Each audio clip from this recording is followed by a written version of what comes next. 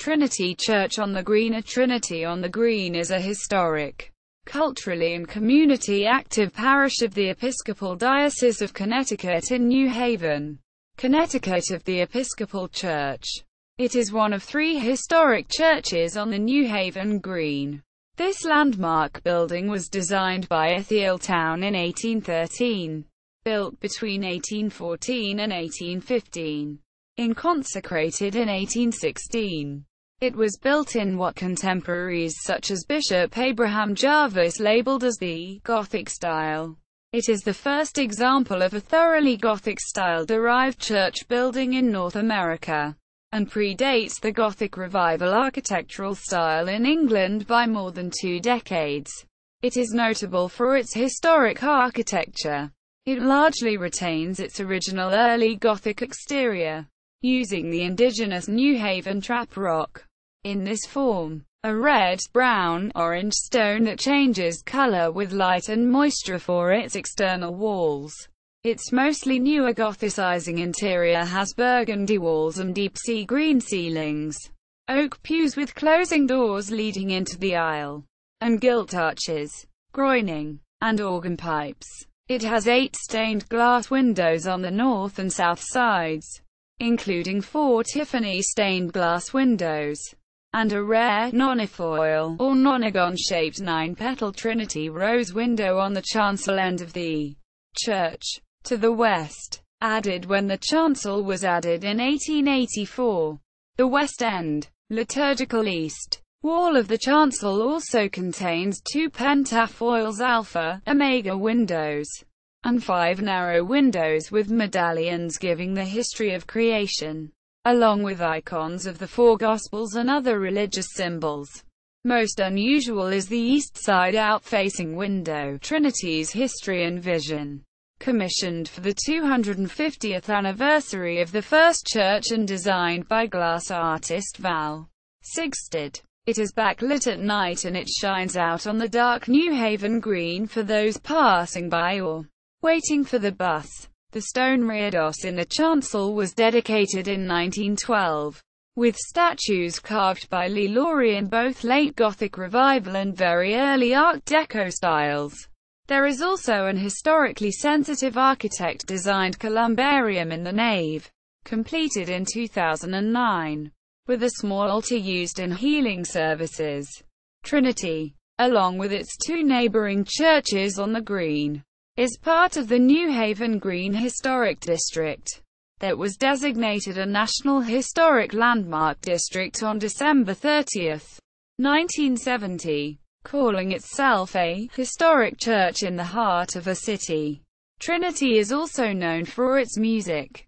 Its music program includes the Choir of Men and Boys, first formed in 1885, that has performed at the White House and toured England and the continent. The more recently formed Choir of Men and Girls, and an adult parish choir, all accompanied by a large Ely and Skinner organ. Its Trinity Players dramatic group performs original sermon dramas during services, and plays at other events. Trinity Parish also sponsors the Chapel on the Green, a highly accessible, outdoor church that offers services and also lunch for the homeless every Sunday afternoon of the year regardless of weather. Its drumming circle, heard for blocks each Sunday, is its call to worship. Nearly a quarter of the parish income is spent on local community outreach programs. A cultural center, Trinity on the Green is often a venue for concerts, dramatic performances, and events by Yale University, Hopkins School, and the International Festival of Arts and Ideas. History. Officially known as Trinity Episcopal Church on the Green, New Haven, Connecticut. The parish was organized in 1723 by the Rev. Dr. Samuel Johnson, a recent Anglican convert and a missionary priest of the Society for the Propagation of the Gospel in Foreign Parts, an organization now known as the United Society. It remained a parish staffed by missionary priests in charge, until the Revolutionary War cut off funding from England. The parish became a self-funded church with a rector around 1780. Connecticut had been an established Congregationalist church colony since its founding in 1638, with only a single Anglican parish, and no church, in the village of Stratford, Connecticut, that had been only recently founded in 1707. Johnson, on assuming his mission there in 1723, planned on using New Haven as a base to convert Yale students to the episcopacy so they in turn could take orders and fill the newly founded parishes of his missionary territory in Connecticut. He was amazingly successful. Trinity Church would be the last of 25 churches he personally founded and saw built before he moved to New York City to found Columbia University. His disciples would found 18 more churches in Connecticut by 1772. Johnson traveled to New Haven frequently between 1723 and 1752. During this time, services were conducted in private homes. Henry Caner, an English emigrant and the architect of the first 1718 Yale Hall, and his son Henry Caner Jr., were among the first members of Johnson's New Haven Anglican House Church.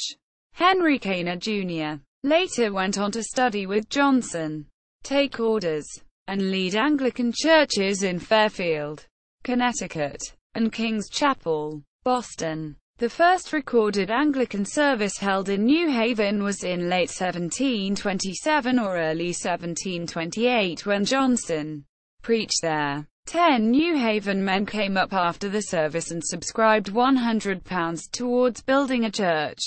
Johnson appointed 2 wardens around 1749, and collected money and timber to build a physical church for the parish.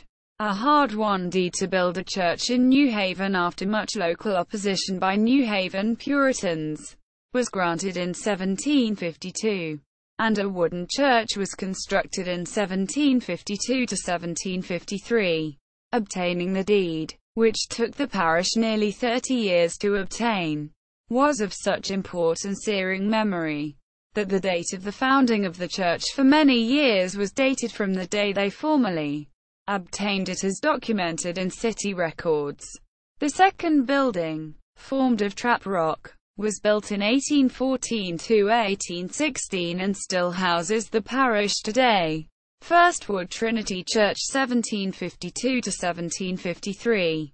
Trinity's first church was built between July 1752 and the summer of 1753. It was located on the south side of Chapel Street and on the east side of what is today still called Church Street, named so after the church. About 100 feet from the corner, it was considered the first church in the town, as the 3 established congregational places of worship in New Haven each called their buildings a meeting house. The first church was a small wooden structure measuring 58 feet by 38 feet and seated only 150 persons. As the dominantly Puritan town was boycotting its construction, workmen had to be imported into New Haven and boarded out among the parishioners, beleaguered by Puritans, who greatly outnumbered the Anglicans, in spite of their being members of the official established religion of the Crown Colony of Connecticut, to proclaim its status in the larger British Empire, whose the British monarch has the constitutional title of Supreme Governor of the Church of England. A gold crown was placed atop the steeple. It was the sole steeple in a town that until then contained only Puritan meeting houses that lacked steeples. The crown discreetly disappeared during the American Revolution. In 1785, Trinity brought a pipe organ from the London builder Henry Holland, another item not then found in Puritan churches. In 1807, the top part of the steeple was replaced with a cupola, and the church expanded to make room for a choir. The first wooden church, a small wooden altar, is still used for services today. It is located in the north side aisle chapel of the present building. In the wooden building, it was flanked by 2 Gothic arch-shaped tablets listing the 10 Commandments, which are presently displayed in Trinity's vestibule. Second stone Trinity Church 1814 to 1816. By the early 1800s, the first church building, even after adding galleries, was too small to hold the rapidly growing parish. The earliest records of the intent to build a second church are recorded in notes from the vestry meeting held October 20, 1810, at the home of Mr. John H. J. Cox. A site on the south side of the town green was secured at a town meeting on December 14, 1812. That a church of Anglican origin was being allowed on the green with the established Congregationalist churches was a testament to a growing tolerance of varied forms of worship in the new republic. Ithiel was selected as the architect. He designed the building in 1813. It thus predates St. Luke's Church, Chelsea, often said to be the first Gothic Revival church in London, by more than a decade. In the Connecticut Journal newspaper on January 31, 1814, the Trinity Episcopal Society of New Haven placed an advertisement to builders, notifying them that proposals will be received by the subscriber until the 14th of February next, for the building of an Episcopal church in this city. The building will be in the common rock stone, New Haven trap rock, and built in the Gothic style. Those who wanted to place a bid could see the plan, a draft kept in the New Haven offices of William McCracken, a member of the building committee, who would only accept proposals in writing and under sealed covers. Funding was raised by 5-year pew leases, renewed as yearly rentals thereafter to support the church's ongoing programs.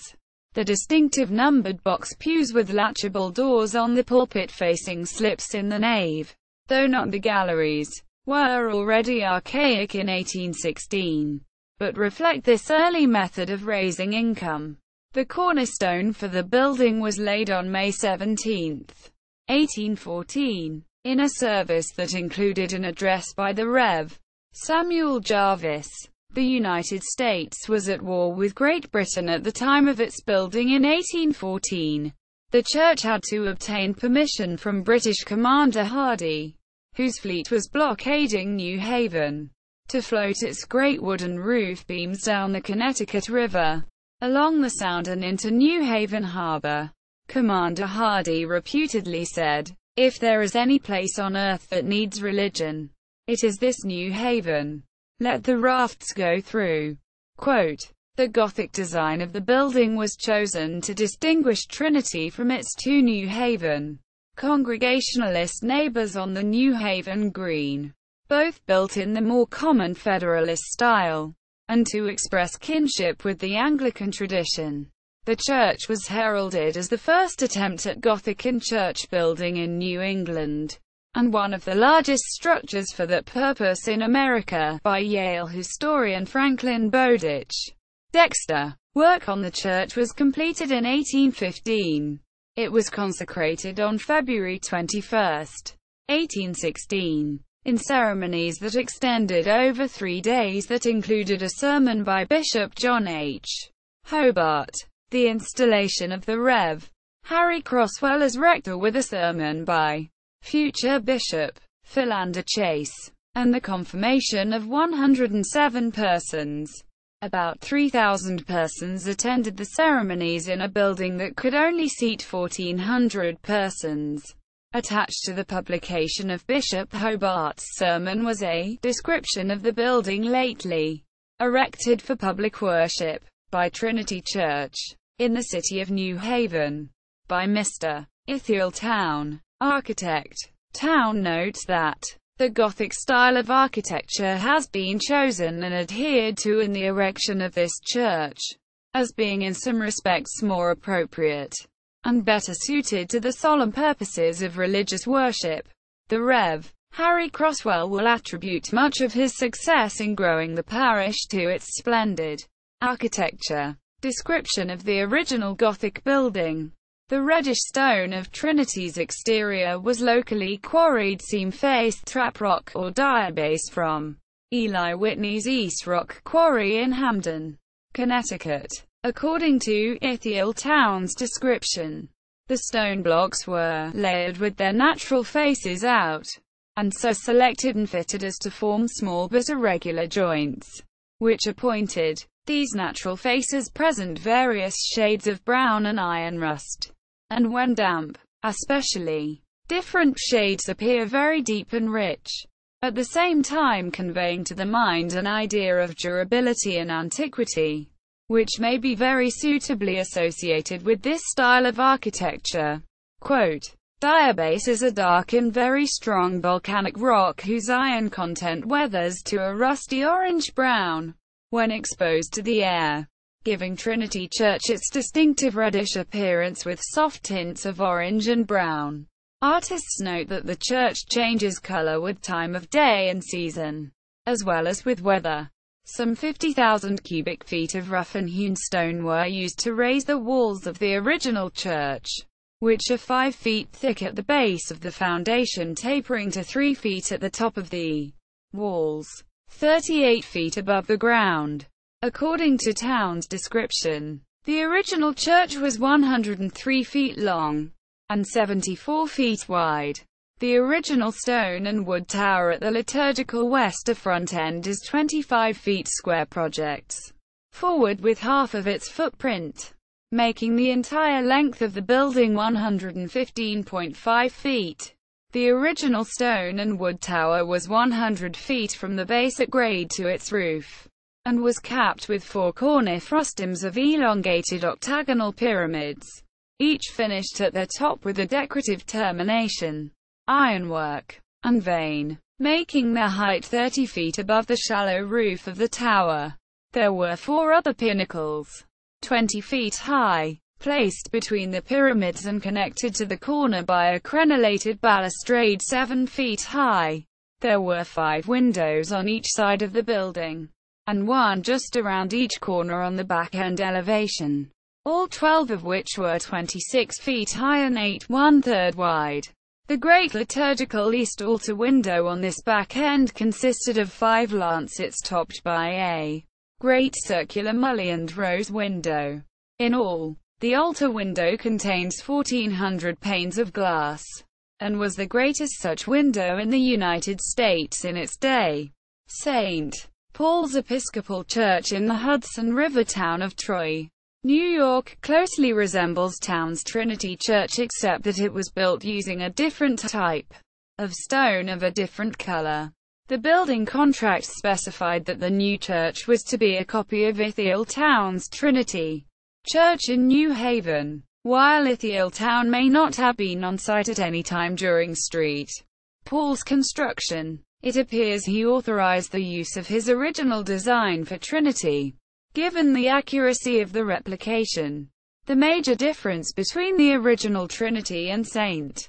Paul's is that Trinity uses the dark, very hard red trap rock stone from the local Hamden, Connecticut quarry, whereas St. Paul's uses blue-gray limestone quarried in nearby Amsterdam, New York. Ground was broken for St. Paul's in 1826. And the church was finished and consecrated 2 years later in 1828.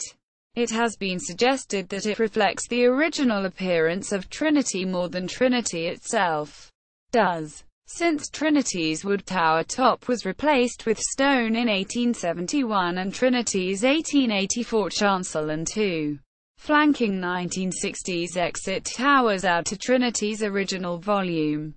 St. Paul's stone and wood entrance tower, unchanged from its original form, lacks some of the original wooden corner pinnacle details noted at Trinity's original stone and wood tower. Both Trinity and St. Paul's lack their original wood crenellated nave roofline balustrades as well.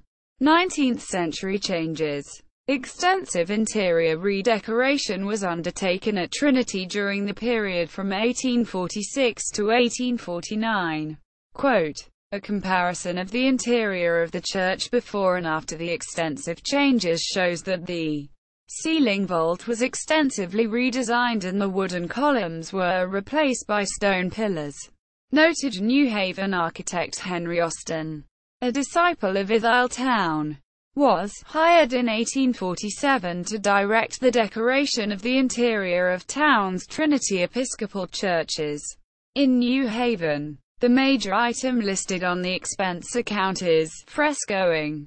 Henry Austin was the 1844 translator of the book-length A Treatise on the Pointed Style of Architecture in Belgium, by Antoine Guillaume Bernard Shays.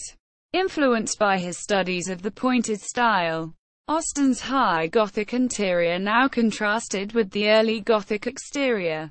Gaslights were added in 1849. Henry Austin also designed in 1869 the Trinity George Street complex, comprising 3 buildings: the Trinity Home, the Church School, and a chapel in the middle. 2 of the buildings survive today, and hold the New Haven chapter of the Salvation Army. In 1871, during the tenure of the Rev.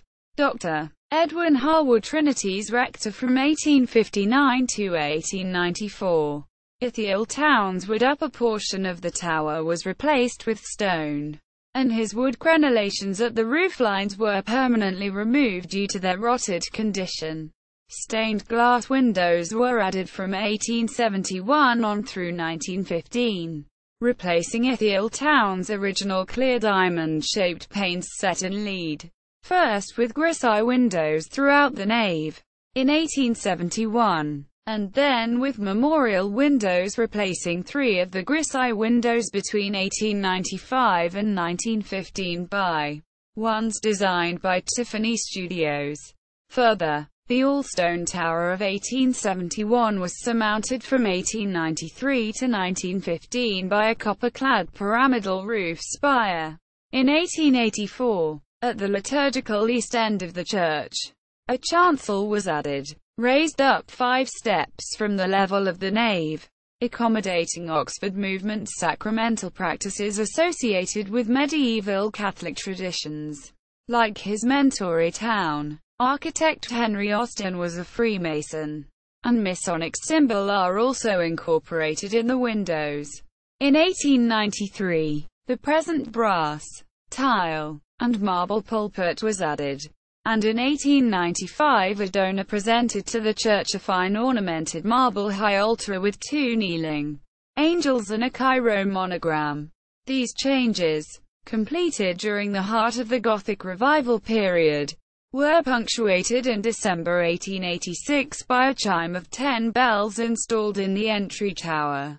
20th century changes. In 1906, during the tenure of the Rev.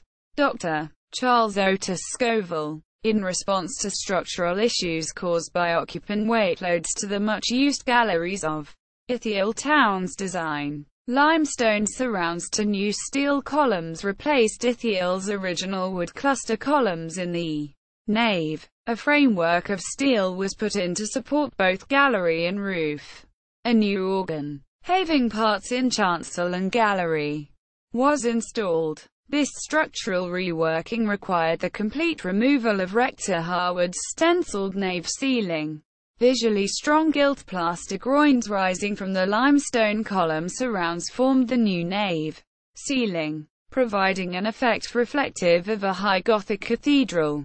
On March 24, 1912, the Indiana limestone reredos in the chancel with its statues of Jesus, Mary, the prophets and the 4 evangelists topped off by winged angels was dedicated by the RT. Rev. Chauncey Brewster, replacing the dark Victorian wooden one, and adding to the cathedral-like effect. It was designed by architect Charles Coolidge Haight. The noted Yale sculpture teacher and carver Lee Laurie carved the 17 statues standing in the reredos. The lower 11 statues in niches are carved in the High Gothic style. They represent Christ in the center, flanked by Mary and Elizabeth, while the prophets Samuel, Elijah, Isaiah and Ezekiel stand in pairs on the Gospel side, and the evangelists Matthew, Mark, Luke and John stand in pairs on the Epistle side. The 6 tall, winged angels standing above are early Art Deco. The reredos thus shows the transition in style from High Gothic to modern in one work. In the late 1920s, two additional memorial windows, this time by D'Ascenzo Studios in the manner of French Gothic windows of Chartres Cathedral, replaced more of Harwood's grisaille windows. Trinity Parish built a Paris house 3 blocks from the church at the corner of Whitney Avenue and Wall Street. The cornerstone was laid in 1923, and in August 1925 the formal opening ceremonies took place. It was designed by the Meriden, Connecticut architect Charles Scranton Palmer and built at a cost of $360,000. It incorporated a lavish mixture of Tudor and Ivy League Gothic that allowed it to blend comfortably with its Yale neighbors. It contained 3 4-room apartments, a gymnasium, kitchen, dining room, offices and a Jullivan auditorium with seating for 416. In addition, there were, and are, many smaller rooms for classes, organizations, etc. In 1980, it was sold to Yale University and it now houses Yale's Whitney's Humanities Center. 1. In 1930, the pyramid or candle snuffer roof on the tower installed the previous century was removed. In 1961, 1962 to provide fire exits and to improve the flow of communion takers. A 2-story wing on both sides of the chancel was constructed using Eli Whitney's trap rock, recovered from an old house on Wall Street belonging originally to the Daggett family that was being torn down to make room for a parking lot. In addition, an undercroft was dug out of the basement, and a choir room, kitchen, and 8 small classrooms around a central gathering space was created, allowing Sunday school and other events to be held at the church instead of the somewhat remote parish house. When the choir moved to the new chancel in 1885, it became difficult to accompany the choir from the hook organ's console in the gallery. The situation remained problematic, even though the hook's mechanical action console was turned around to face the chancel. In 1907, the hook organ was replaced by a new organ built by the Hall Organ Company of West Haven, which had both gallery and chancel sections, played from a console in the chancel. Hall's nascent electro-pneumatic action proved troublesome, however, and that organ was replaced in 1935 by the present instrument built by the Ely and Skinner Organ Company under the direction of G. Donald Harrison. In the June 1935 issue of the American Organist, the new organ was reviewed. Organ expert Emerson Richards gave it an enthusiastic review. Trinity represents no passing fancy. It is not the product of a theory. It is the summation of 4 centuries of experience. We of the United States can be proud of our new artistic leadership. The renaissance of the American organ has arrived. Quote, Harrison's Ely and Skinner pipe organs are indeed considered by many to be the apotheosis of the American organ builder's art for their period. At Trinity Church, he retained the Hall Organ Company's handsome organ cases and 3 pedal stops, but otherwise built an entirely new instrument, designated as Opus 927. The instrument has 78 ranks, 66 stops and 4,648 pipes, all played from a 3-manual console in the chancel. In 1949, Harrison made revisions to the chancel organ, some of which have subsequently been reversed, and in 1979, 2 Ely and Skinner stops from Opus 851 were added to the nave organ, tuba and vox humana, the latter having been prepared for in 1935.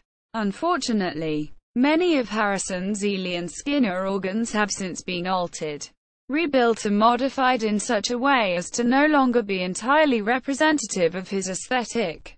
Trinity's organ is a notable exception.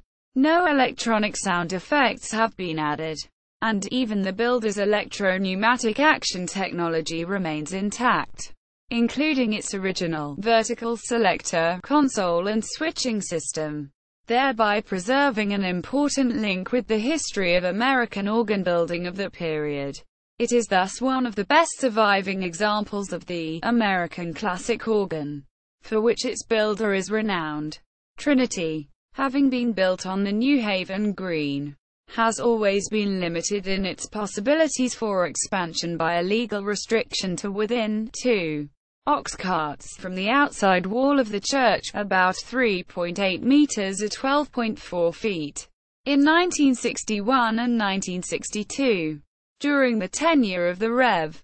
C. Lawson Willard, 1940–70, in an event called the Big Dig, the church was substantially enlarged by digging out under the church floor to create not a crypt or basement, but an English-inspired undercroft with choir rooms, classrooms, toilet rooms, a kitchen and meeting hall. 2-story towers were also added at this time to provide exits on either side of the chancel, including, as well, 4 small rooms for church use. 2 more bells were added to the tower in 1957 with a bell console small keyboard installed adjacent to the organ console. 21st century changes. An outwardly shining stained glass window, titled Trinity's History and Vision, designed by Val Sigstedt, a glass artist trained in the Tiffany tradition, was installed in 2002. It displays the then almost 300-year history and mission of the parish since in 9 quatrefoil medallions framed by an enveloping imagery of nature. The crosswell, an elegant oak display cabinet in the vestibule, was built and installed in 2003, and a columbarium was dedicated in 2010. Both were designed by M. J. Peg Chambers. Also in 2010, an accessible elevator and enclosure, designed by Robert Orr, and a side entry porch and updated undercroft, designed by Duo Dickinson, were completed. All these recent projects on the main floor and exterior of Trinity have been designed with sensitivity to the Gothic detailing of the entire building. Ministers. The region that includes today's Trinity Parish in New Haven had 7 Church of England missionary priests in charge from 1705 to 1778. These were funded by the Society for the Propagation of the Gospel in Foreign Parts, SPG, a missionary society that was founded in 1701 in London to spread the Church of England overseas. The Rev. Samuel Johnson remained priest in charge of Trinity Parish in New Haven from the time he founded it in 1723 until late in 1753, though he was assisted by a number of missionaries operating out of nearby town, and by lay readers, including his son, William Samuel Johnson. The Revolution in America not only separated Americans from the government and monarchy of Great Britain, it also severed ties with the Church of England. The 7th minister, the New Haven-born Ebenezer Punderson, began as a SPG missionary priest in charge, but on December 20, 1778 he became an independent rector when the American Anglican churches could no longer be supported from England. In 1783, Dr. Hubbard became part of the Protestant Episcopal Church in the United States of America when his Connecticut colleague became its first bishop. From then on, Trinity would be led by members of the newly created Protestant Episcopal Church of America, and were entitled to be called rector. From its founding in 1723 to 2015, there have been 3 missionary priests in charge of the New Haven Parish region, 11 rectors, and 1 minister, Hubbard, who was both notable members and artists. Henry Austin, December 4, 1804 – December 17, 1891, was a prominent 19th-century American architect who apprenticed with architect Dithiel Town. Austin worked in a range of styles, including Gothic Revival, Greek Revival, Italian, Tuscan, Egyptian and Indian, Moorish Revival styles. He is known today as the designer of the Great Egyptian Revival style brownstone gateway of Grove Street Cemetery, New Haven. He trained so many men in the 55 years of his professional life. He became known as the father of architects.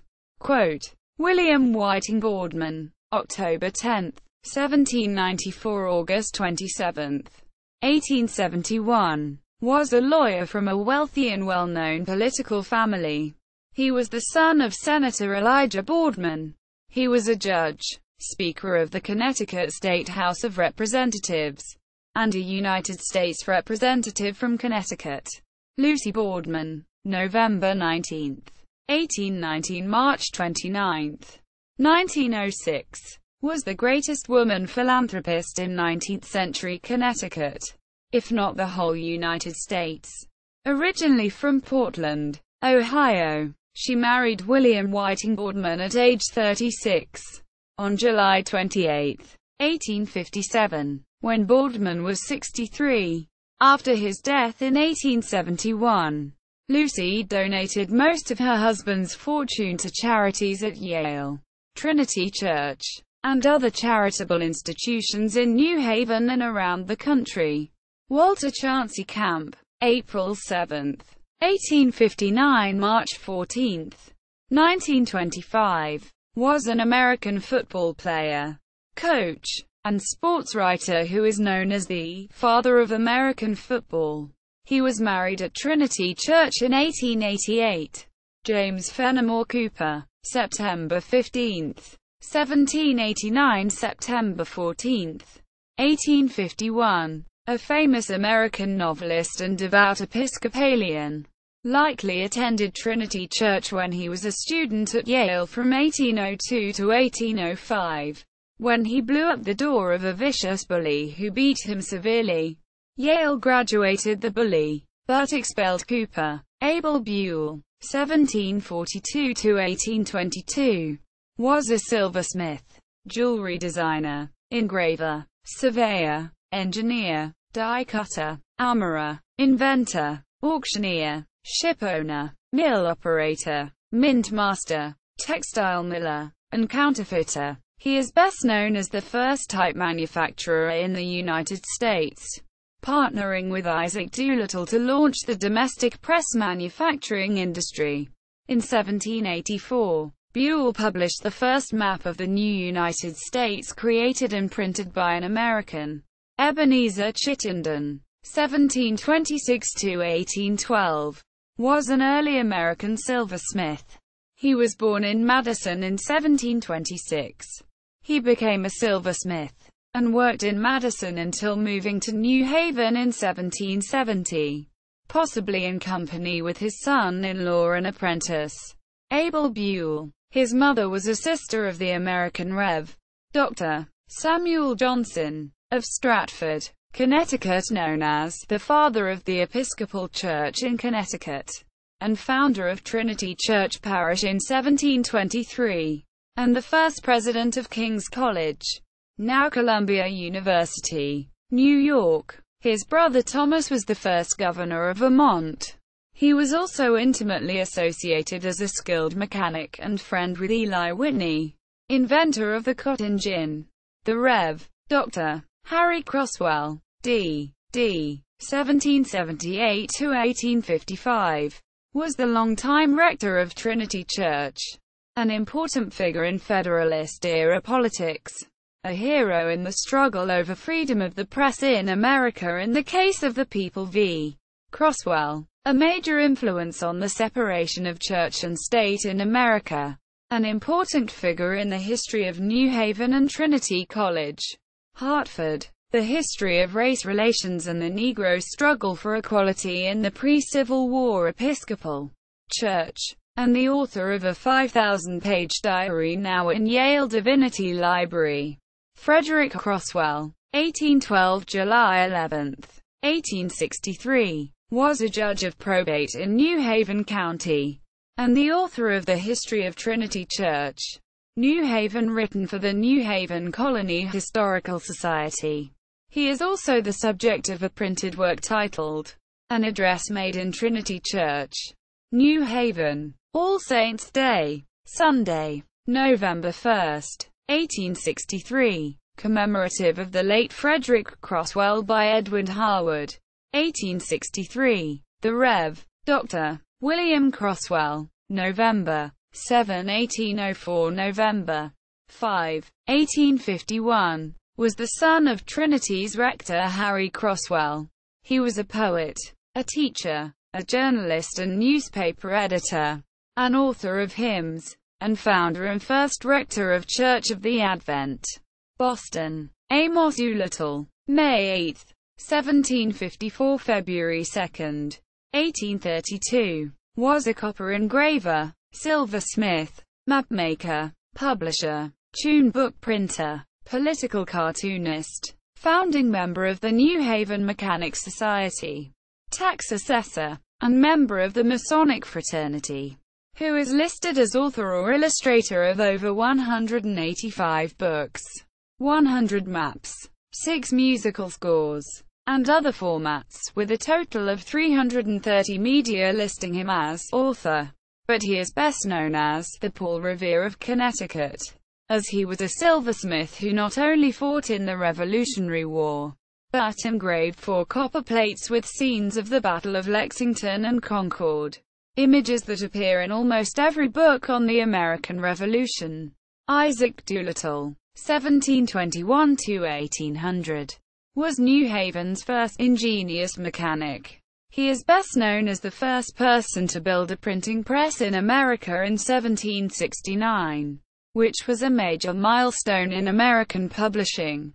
He was founding member of Trinity Church, New Haven, and was perhaps the wealthiest and most important of the founders who helped build the first wooden Trinity Church in 1752–3.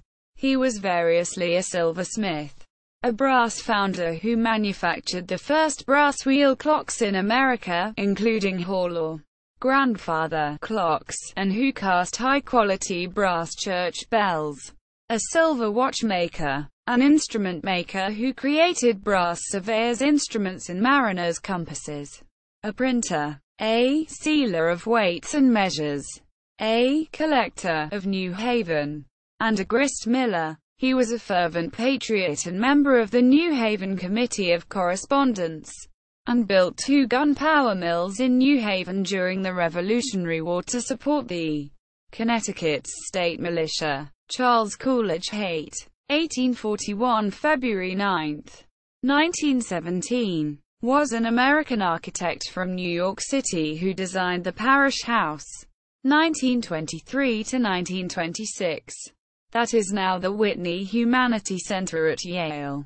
The Rev. Dr. Edwin Harwood, April 21, 1822 – January 12, 1902, was rector of Trinity Church from 1859 to 1895. He was a considerable scholar. He was professor of New Testament and medieval church history in the Divinity School at Middletown. He was interested in church policy, and took a position of leadership in the councils of the church as a deputy to the General Convention of the Protestant Episcopal Church. The Rev. Dr. Bella Hubbard, 1739–1812, was yet another disciple of the Rev. Dr. Samuel Johnson of Stratford, Connecticut. Hubbard was the missionary priest at Guilford and Killingworth until 1767, when the Venerable Society for the Propagation of the Gospel appointed him their missionary priest at New Haven and West Haven. He divided his labors equally between these 2 places until the Revolution, which, despite some difficult times due to the British invasion of New Haven and having to suspend using the Book of Common Prayer as it called for public prayers for the king, he and his church weathered fairly well. He was known for his charity and human sympathy, which made him the friend of every man regardless of creed or race, expressed by a lifelong, assiduous devotion to the needs of his parishioners. When the terrible yellow fever epidemic of 1795 struck New Haven, many fled to escape it. While Drive, Hubbard's ministrations to the sick were fearless and unceasing. He is also known as the first minister to keep records at Trinity Church. Abraham Jarvis, May 5, 1739 – May 3, 1813, was the second American Episcopal bishop of the Episcopal Diocese of Connecticut and eighth in succession of bishops in the Episcopal Church. He is buried beneath the altar of Trinity Church. The Rev. Dr. Samuel Johnson, 1696 to 1772, is perhaps best called the American President Rev. Dr. Samuel Johnson, to avoid confusion with the better-known Drive. Samuel Johnson of London. Johnson, a Yale tutor and convert to the Anglican religion, founded Trinity Church Parish in 1723. He was a renowned teacher, a brilliant language scholar, the founder of some 25 Connecticut Anglican parishes, for which he is known as the Father of the Episcopal Church in Connecticut, and the founder of King's College, now Columbia University. He is considered the first serious philosopher in America. There is an August 17th feast day of the Episcopal Church remembering him, his friend Timothy Cutler, and his disciple Thomas Bradbury Chandler. Lee Oscar Laurie, October 16, 1877 – January 23, 1963, was one of the United States' foremost architectural sculptors, and a key figure in the American art scene preceding World War II.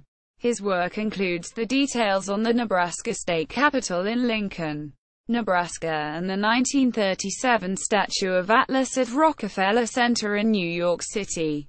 He carved the 17 statues standing in the 1912 Reredos. Charles Scranton Palmer, September 3, 1878 – August 17, 1954, was a Connecticut-based architect. He designed the Trinity Parish House, which was built between 1923 and 1926. Sold by the parish in 1980. It is now Yale's Whitney Humanity Center. Palmer designed several buildings in Connecticut, including the Torrington Armory. Nathan Smith, January 8, 1770 – December 6, 1835, was a United States Senator from Connecticut. There is a plaque just above the side altar to his memory. Ithieltown, October 3, 1784 – June 13, 1844, was the architect of the 1815 Trinity Church building. He apprenticed with Asher Benjamin in Boston and became a seminal and influential American architect, making major contributions to the Federal, Revivalist Greek and Gothic architectural styles. See also. Notes. Further reading. Gertlein, Edward, Tillotson, Ellen, Editor Olson, Neil C. Here Will I Dwell, A History of Trinity Church on the Green, New Haven, Connecticut. Trinity Church Publications. Edition 2. 2012. p. 20. Olson, Neil C. The End of Theocracy in America. The Distinguishing Line of Harry Crosswell's Election Sermon. Non-Agrim Publications. ISBN 1478365,463. ISBN 9781478365464. 2013. Crosswell, Frederick. History of Trinity Church, New Haven. By Frederick Crosswell. ESQ. Read March 8, 1868. Papers of the New Haven Colony Historical Society. New Haven Colony Historical Society. The Society. 1865. Volume 1. pp. 47–82. 1865. Howard, Edwin. The Beginnings of the Episcopal Church in New Haven. A discourse delivered in Trinity Church, New Haven, December 30, 1894. New Haven. Published by the Wardens and Vestry.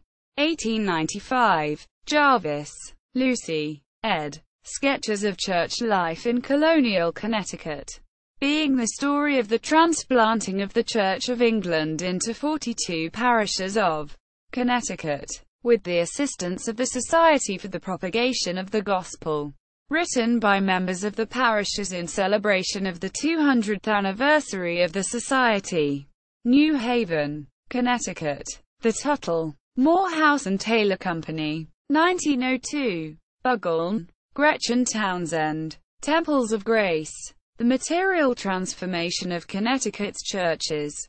1792-1840. UPNE. 2003. Official website. Historical resources on Trinity Church, New Haven, Connecticut from Project Canterbury.